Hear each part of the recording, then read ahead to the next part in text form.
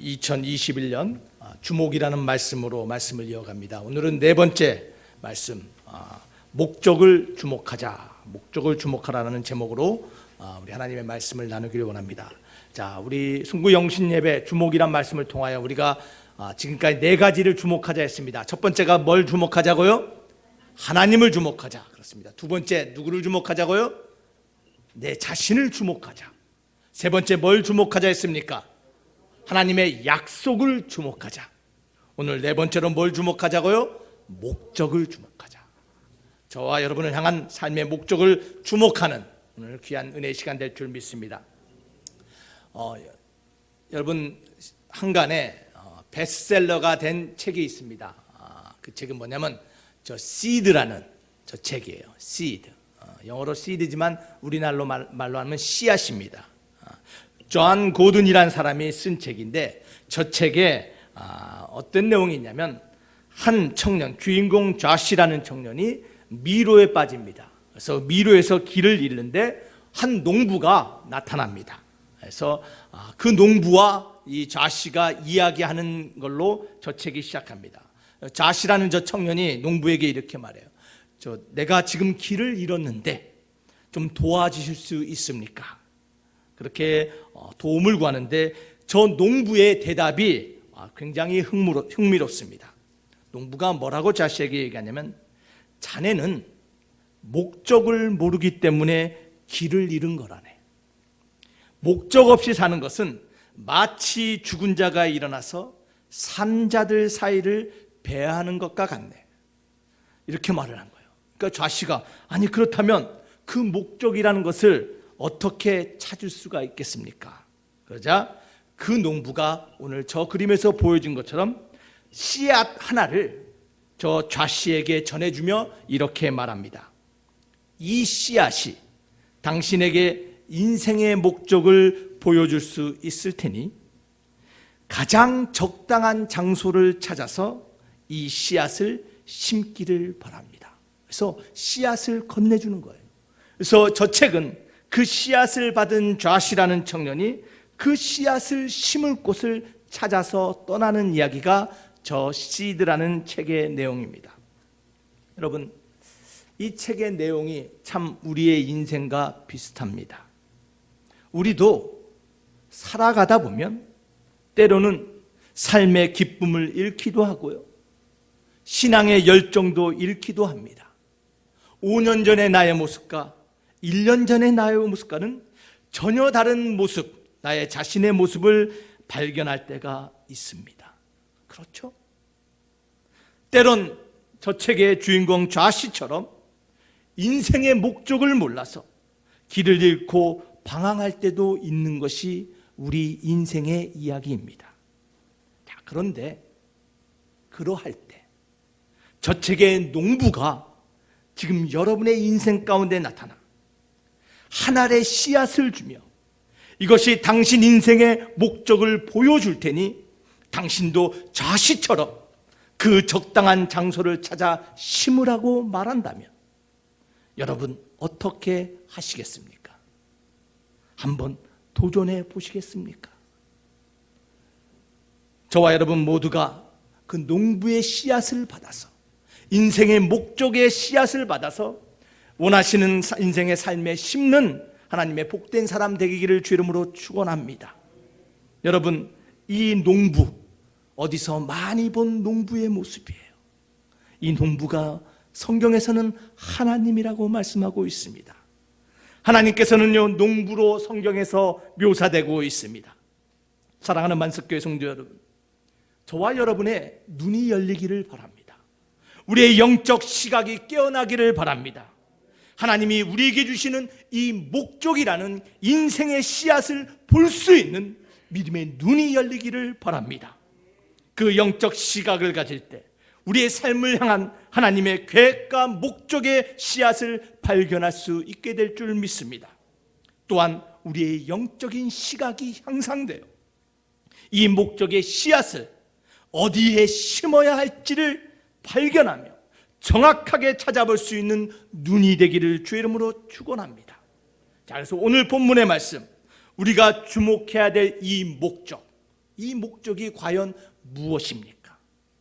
우리를 향한 하나님의 목적, 그 seed, 씨앗을 우리가 어떻게 이해해야 할까요?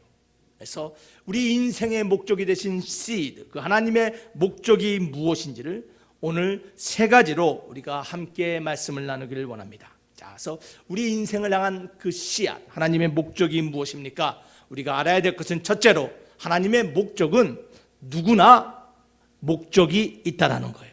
누구에게나 목적이 있다라는 것이. 여러분 혹시 지금 인생을 살다 보니 삶의 목적을 잃어버리신 분이 있습니까? 과거에는 내 인생을 향한 명확한 목적이 있었는데 혹시 지금 그것을 잃어버리시고 방황하고 헤매고 있는 분들이 계십니까? 아니면 나에게는 삶의 목적이 없다라고 혹시 생각하고 계신 분이 계십니까? 지금 내가 여기에 있는 이유를 발견하지 못한 분들이 계십니까? 여러분 기억하시길 바랍니다.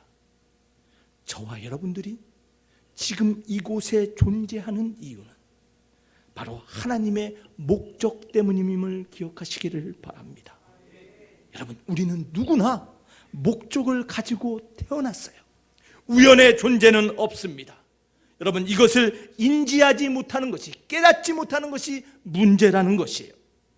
여러분 성경은 말합니다. 하나님은 창조 때부터 우리에게 목적을 두셨다라고 말합니다. 그 목적이 무엇입니까? 창세기 1장 26절은 이렇게 말합니다. 우리 다 같이 한번 읽어보겠습니다. 시작. 하나님이 이르시되 우리의 형상을 따라 우리의 모양대로 우리가 사람을 만들고 그들로 바다의 물고기와 하늘의 새와 가축과 온 땅과 땅에 기는 모든 것을 어떻게 하자고요? 다스리게 하자라는 거예요. 하나님이 우리를 만드실 때 우리에게 목적을 주셨는데 하나님의 모든 피조물을 다스리게 하는 목적을 주셨다라는 것이에요. 여러분 그뿐이 아닙니다. 창세기 2장 15절은 이렇게 말씀합니다. 다 같이 읽습니다. 여호와 하나님이 그 사람을 이끌어 에덴 동산에 두어 그것을 경작하며 지키게 하셨다. 하나님이 우리에게 뭘 하게 하셨다고요? 뭘 지켜요? 에덴 동산을 경작하고 가꾸고 지키게 하시는 목적을 주셨다라는 거예요. 여러분 이것은요 과거의 아담과 이브에게 주신 목적만이 아니에요. 여러분 에덴 동산을 잃어버렸다고 말하지만 지금도 우리 하나님은 우리 삶의 가장 아름다운 것, 우리가 지키고 가꾸어야 될 에덴 동산을 허락하심을 믿습니까? 여러분의 가정이, 여러분의 심령이, 우리의 교회가 지키고 가꾸어야 될 하나님의 에덴 동산임을 믿으시기를 바랍니다. 하나님과 교제하며 하나님을 예배할 때 잃어버린 우리의 낙원이 오늘 이 땅에서 회복됨을 믿으시기를 바랍니다. 여러분 그뿐이 아닙니다. 시편 139편에 보면요 다윗이 이렇게 고백해요. 13절과 16절 말씀 보겠습니다. 시작. 주께서 내 내장을 지으시며 나의 모태에서 나를 만드셨나이다. 16절. 내 형질이 이루어지기 전에 주의 눈이 보셨으며 나를 위하여 정한 날이 하루도 되기 전에 주의 책에 다 기록이 되었나이다. 다윗이 뭐라고 고백하고 있습니까? 하나님은요 저와 여러분을 다 보셨다라는 거예요. 우리를 만드신 것뿐만 아니라 태아가 되기 전부터 우리를 주목하시고 우리의 삶의 목적을 어디다 기록하셨다고요? 주님의 책에 다 기록해놨다라는 것이에요. 이 사실을 믿으십니까? 여러분은 우연의 산물이 아닌 바로 목적을 가지고 태어난 하나님의 사람임을 믿으시기를 바랍니다. 우리는 누구나 목적을 가지고 있어요. 그 목적을 누가 줬다고요? 하나님이 줬다라는 거예요. 여러분 그것이 중요한 것이에요. 세상이 준 것이 아니라, 내 부모가 준 것이 아니라 하나님이 여러분을 향하여 목적을 가지셨음을 믿으시기를 바랍니다. 이것이 하나님의 목적이에요. 두 번째, 그렇다면 하나님의 목적을 어떻게 이해해야 됩니까? 두 번째 다 같이 읽습니다. 시작. 우리의 존재 이유와 사명이 된다는 거예요. 우리가 하나님의 목적을 발견하면 그것이 내가 살아가야 될 이유가 되고 내가 낳아야 되고 성취해야 될 사명이 됨을 여러분 믿으시기를 바랍니다. 여러분 이사야 6장 8절은 이렇게 말합니다. 다 같이 한번 읽어보겠습니다. 내가 또 주의 목소리를 들으니 주께서 이르시되 내가 누구를 보내며 누가 우리를 위하여 갈고 하시니 그때 내가 이르되 내가 여기 있나이다. 나를 보내소서 하였다. 하나님을 만나고 하나님의 부르심의 사명을 발견한 이사야의 고백이 무엇입니까? 하나님, 내가 여기 있다는 거예요. Here am I, send me. 나를 보내소서. 삶의 존재와 사명이 발견됨을 믿으시기를 바랍니다. 여러분, 예레미야도 마찬가지예요. 예레미야 1장 5절은 이렇게 말합니다. 내가 너를 모태에 짓기 전에 너를 알았고 내가 배에서 나오기 전에 너를 성별하였고 너를 여러 나라의 선지자로 세웠노라. 우리 하나님께서는 예레미야를 뱃속에서 있을 때부터 태어나기 전에 하나님의 선지자로 사명을 주심을 믿으시기를 바랍니다. 여러분, 마태복음 4장 18절과 20절의 말씀을 보면요, 주님이 베드로와 안드레와 야고보와 요한을 부른 이야기가 나와요. 주님이 뭐라고 말씀하십니까? 바닷가의 어부가 자신의 인생의 사명인지 알았는데 주님은 그들을 찾아가셔서 사람을 낚는 어부로 부르심을 믿으시기를 바랍니다. 여러분, 바울도 마찬가지입니다. 사도행전 9장 15절과 16절 말씀 우리 한번 읽어보겠습니다. 사도행전 9장 15절과 16절 다 같이 읽습니다. 시작. 주께서 이르시되 가라, 이 사람은 내 이름을 이방인과 임금들과 이스라엘 자손들에게 전하기 위하여 택한 나의 그릇이다. 그가 내 이름을 위하여 얼마나 고난을 받아야 할 것을 내가 그에게 보이리라 하시니. 오늘 하나님이 바울을 부르시고 그에게 사명을 주시며 이방인과 임금들과 이스라엘 자손에게 복음을 전하기 위한 그의 택한 그릇이다라고 말씀하고 계심을 믿으시기를 바랍니다. 여러분, 성경은요, 하나님의 부르심과 사명과 목적이 드러난 책이 성경임을 믿으시기를 바랍니다. 여러분, 성경 속의 사람들만이 아니에요. 저와 여러분들도 하나님이 목적을 가지고 부르신 하나님의 사람임을 기억하시기를 바랍니다. 왜 우리를 하나님이 부르셨습니까? 그 부르심의 목적이 무엇입니까? 이것이 세 번째 우리가 알아야 될 하나님의 목적의 이야기예요. 왜 하나님이 여러분들을 부르셨습니까? 세 번째 하나님의 목적이란 무엇입니까? 그 부르심에 다 같이 있습니다. 응답할 때 목적이 발견된다는 거예요. 여러분을 향한 하나님의 목적의 부르심인데 그것은 응답할 때 발견된다는 거예요. 여러분, 다 전화를 가지고 있습니다. 예전에는 따르릉 전화였어요. 따르릉 전화를 받습니다. 누군지 몰라요. 무조건 전화를 받고 여보세요 했습니다. 요즘은요, 전화기가 너무나 좋아서요, 누가 전화하는지 다 알아. 문자를 보내도 누가 보내는지 다 알아요. 그렇죠? 그래서 내가 원하지 않은 사람이 아니면 전화도 안 받습니다. 자, 그런데 내가 원하는 사람이 전화를 했는데 그 사람이 왜 전화한지를 알려면 뭘 해야 될까요? 받아야죠. 그 사람의 전화에 응답해야지만 전화의 목적을 아는 것이에요. 여러분, 우리 하나님도 마찬가지예요. 지금도 우리 하나님은 꾸준히 지속해서 변함없이 우리에게 전화를 하세요. 부르심의 목적을 가지고 전화하세요. 그 하나님의 목적을 알기 위해서는 뭐 해야 될까요? 하나님의 부르심을 응답해야 되겠죠. 받아야 되는 것이에요. 그래서 하나님의 부르심에 대답할 때 저와 여러분들은 하나님의 목적을 발견하게 됨을 믿으시기를 바랍니다. 여러분의 삶에 하나님이 부르시는 목적이 무엇입니까? 여러분, 많은 사람들이 말합니다. 자기의 목적이, 인생의 목적이 돈이래요. 돈 많이 버는 거래요. 여러분, 돈 없어지면 어떡할까요? 어떤 사람은 행복이라고 말합니다. 행복 추구가 인생의 목적이에요. 여러분, 속지 마시기 바랍니다. 여러분, 어떤 사람은 건강하는 게 인생의 목적이라고 말합니다. 여러분, 돈, 행복, 건강 다 중요합니다. 여러분, 그러나 우리 그리스도인들은 이러한 모든 것들은 하나님의 목적을 위한 도구라고 믿는 사람들이에요. 하나님의 목적을 성취하기 위한 과정에 필요한 것이라고 믿는 사람들이에요. 그 과정에 필요한 것이라고 믿을 때 하나님이 주시는 것이에요. 그것이 목적이 될 때는 하나님이 허락하지 않는다는 것이에요. 여러분, 쉽게 말하겠습니다. 여러분, DIY, 요즘 do it yourself, 뭐 가구를 사든 뭘 하든 다 우리가 만들기에 요즘 조립하게 나오잖아요. 여러분 아세요? 뭐 가구를 주문하면 다 조립합니다. 여러분, 이 조립하다 보면 느끼겠지만 순서가 바뀌면요, 나중에 어떻게 돼요? 만들어졌는데 다리가 안 맞거나 흔들리거나, 예? 뭐가 빠지거나, 그래서 다시 시작하든지 아니면 쓸모가 없어서 벌어져야 되는 거예요. 여러분, 우리의 인생의 순서도 마찬가지예요.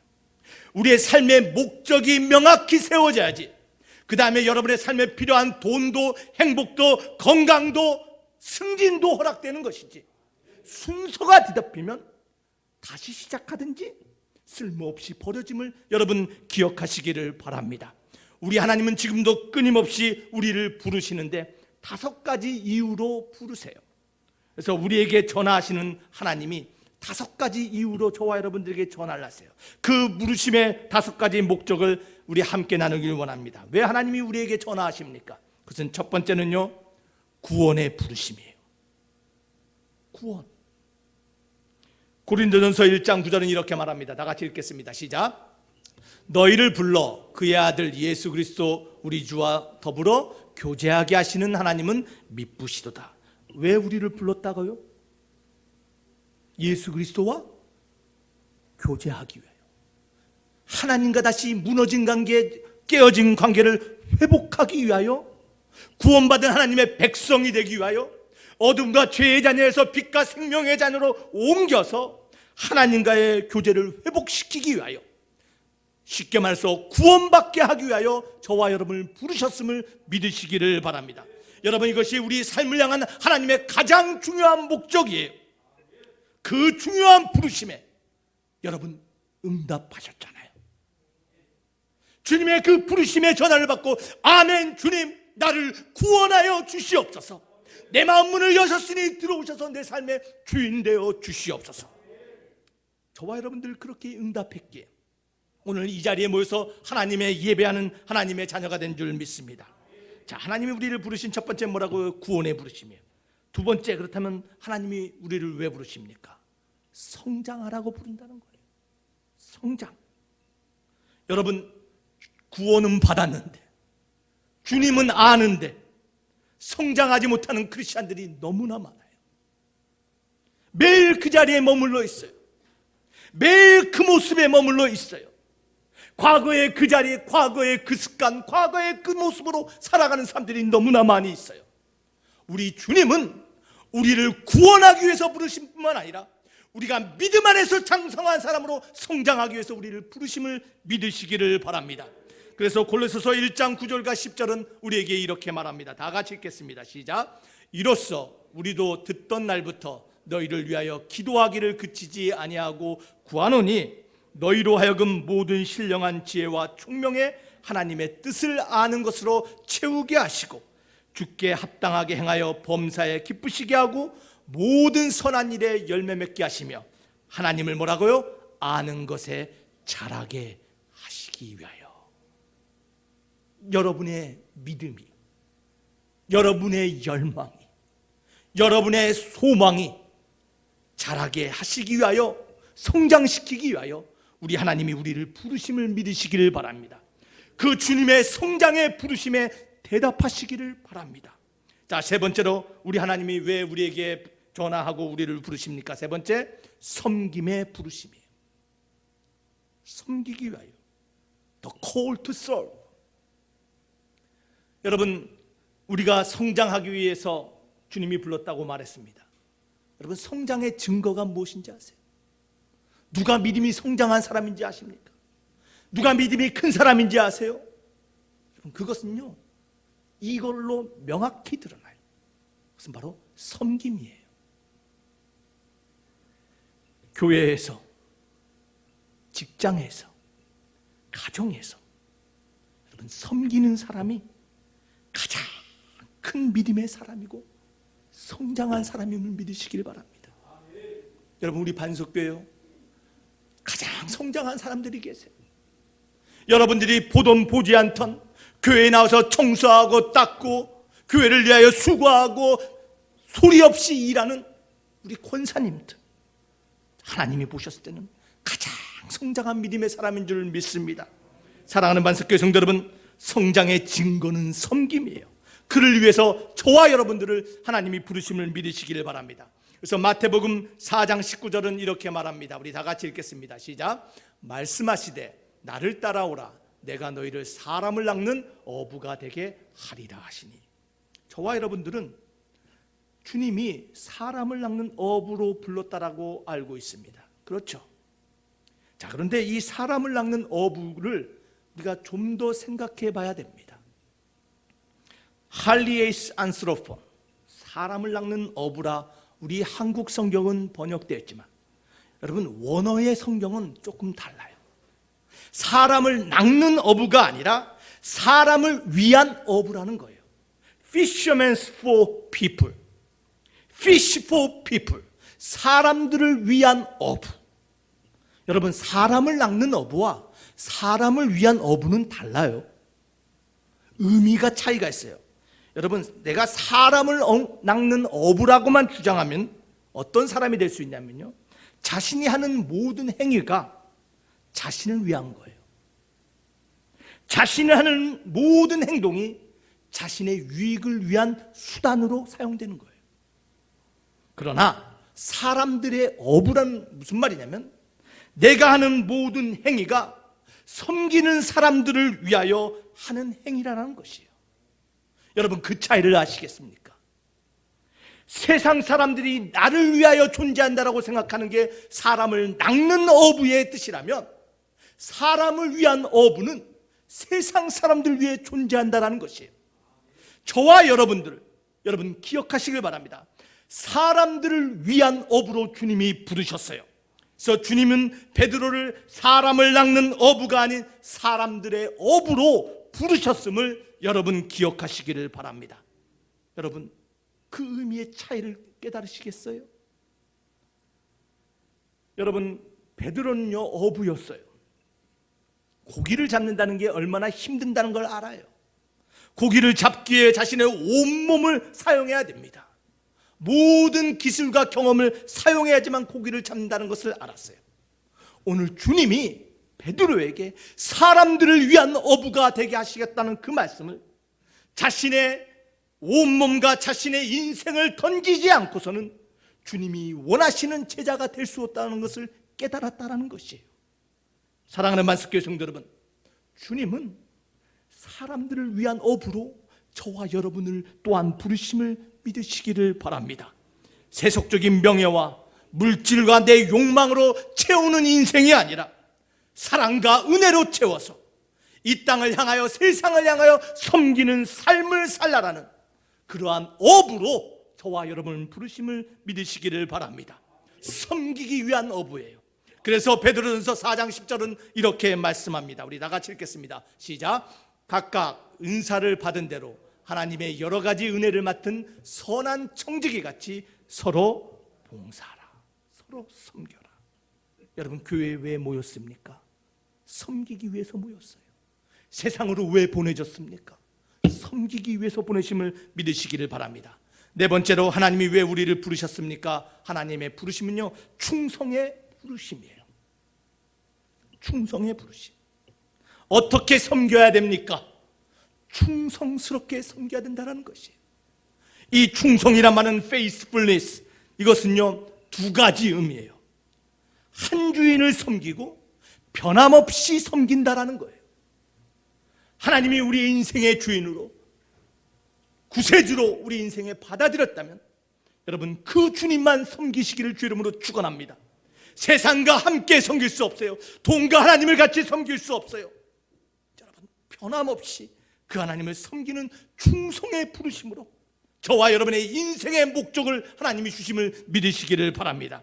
그래서 마태복음 25장 21절은 이렇게 말씀합니다. 우리 다 같이 읽습니다. 시작.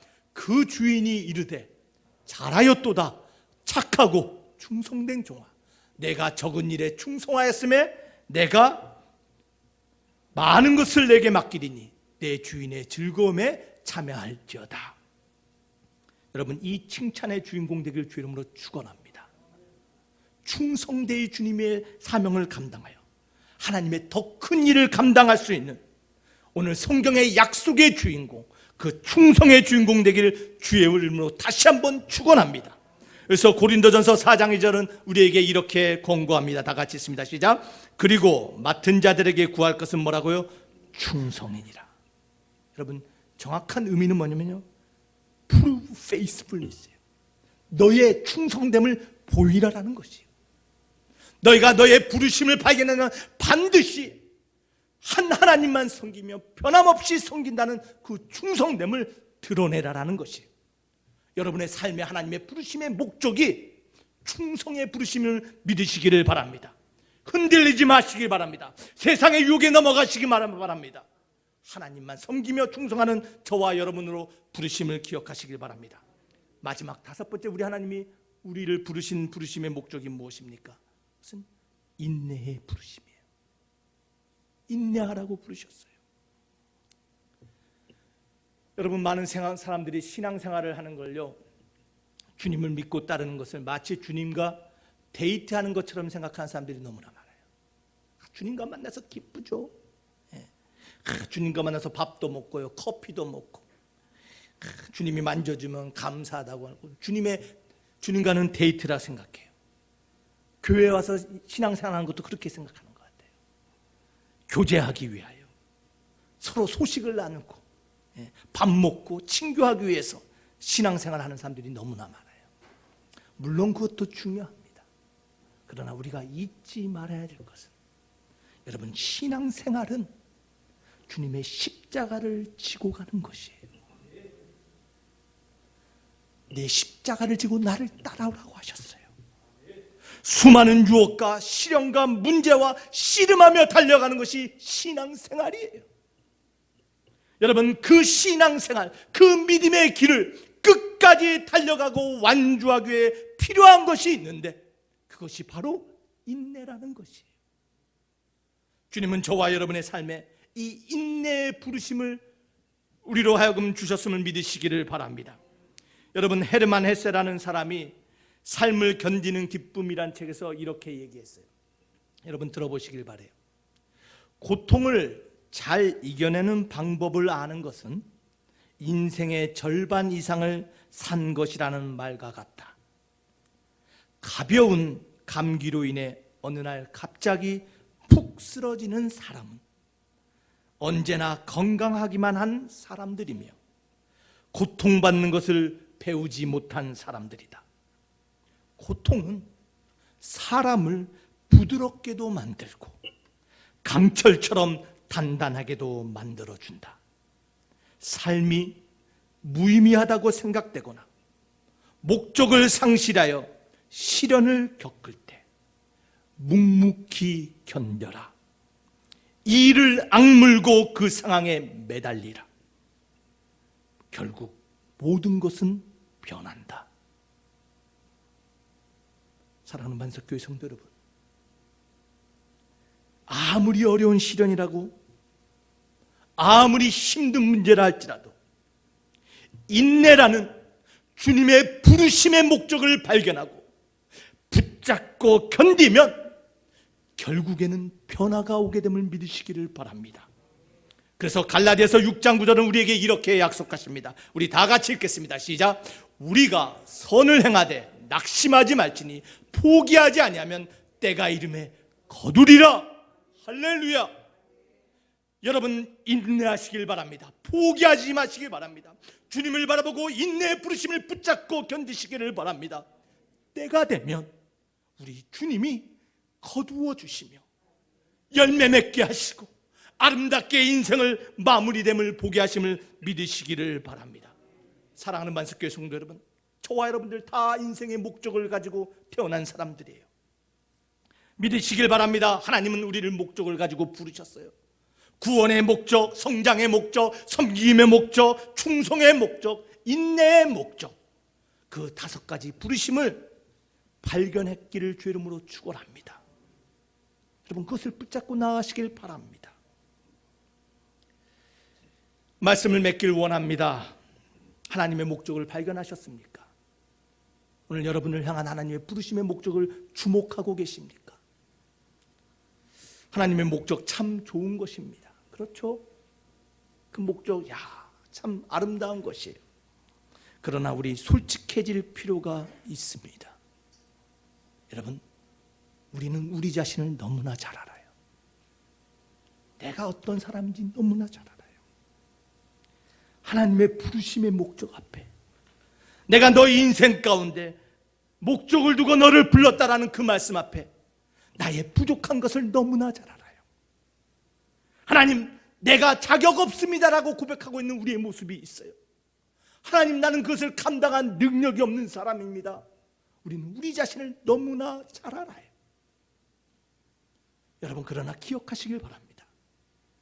여러분들이 자격이 있어서, 여러분들이 능력이 있어서 하나님이 여러분들에게 목적을 주신 게 아니에요. 여러분의 자격이 아닌 바로 주님이 우리에게 자격을 주셨음을 믿으시기를 바랍니다. 그래서 로마서 5장 8절은 우리에게 이렇게 말합니다. 다 같이 읽습니다.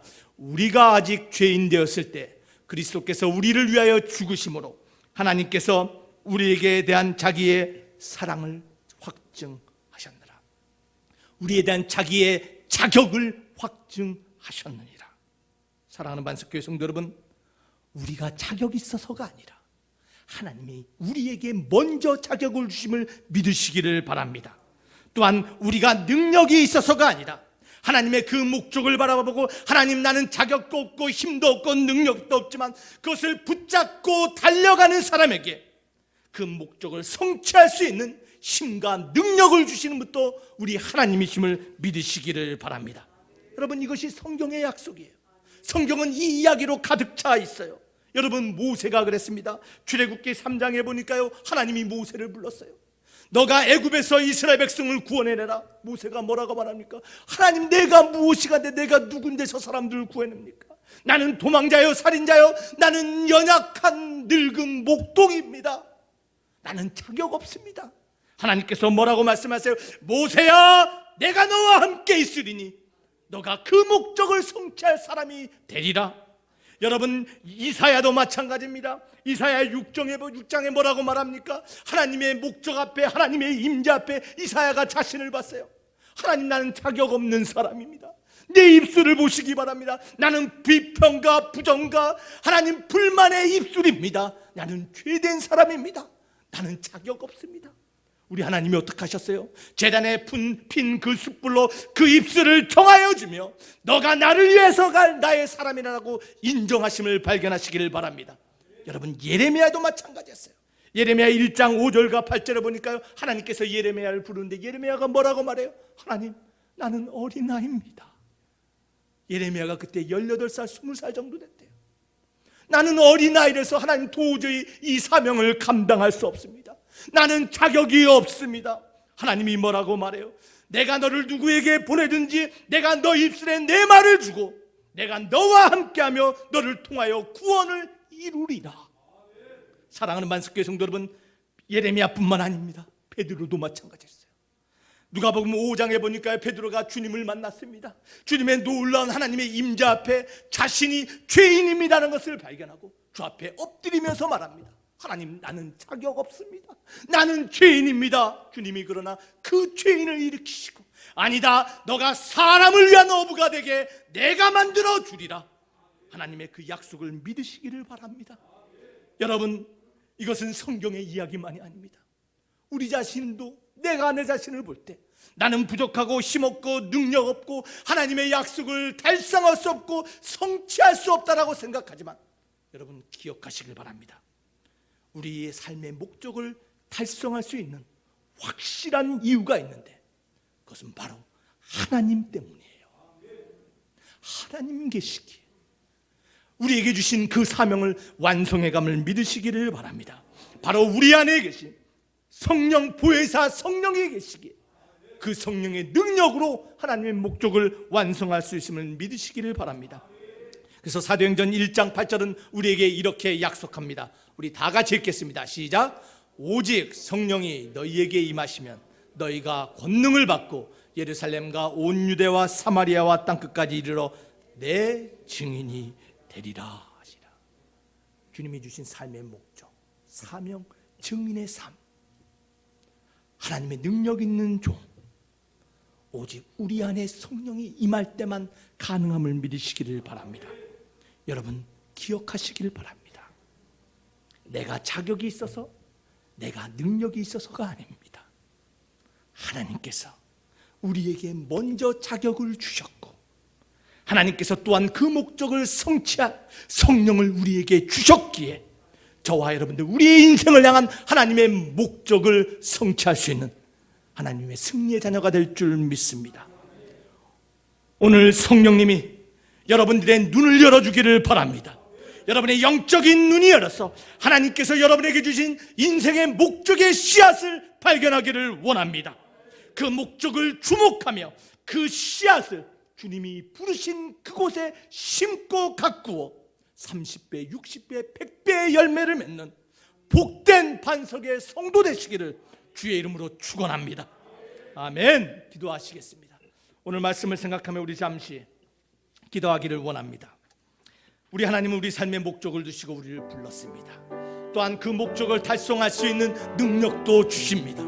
여러분 하나님의 약속을 붙잡고 나아가시길 바랍니다. 과거와 같은 모습, 과거와 같은 자리에 머물지 마시길 바랍니다. 오늘 믿음으로 일어나 나아가길 바랍니다. 주님 나를 부르셨사오니 아버지 내가 여기 있습니다. 나를 보내소서. Here am I, send me. 오늘 이사야의 고백이 나의 고백이 되기를 원합니다.